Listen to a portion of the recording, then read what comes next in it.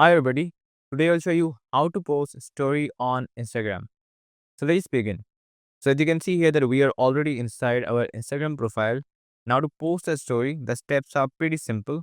Either we can tap on this plus icon that we have on our profile picture.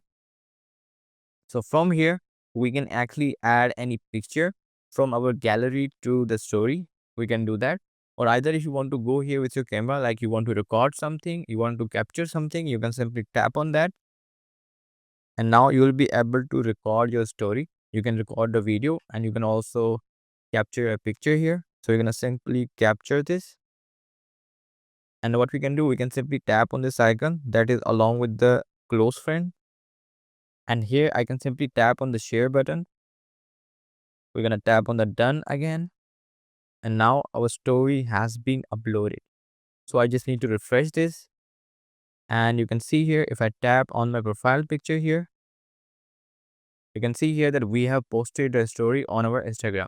So we can actually do the same thing from our Instagram feed, like by tapping on our profile picture there, or we can also tap on the plus icon that we have on the bottom side.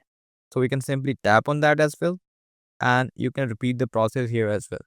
So this is how we can post a story on the Instagram.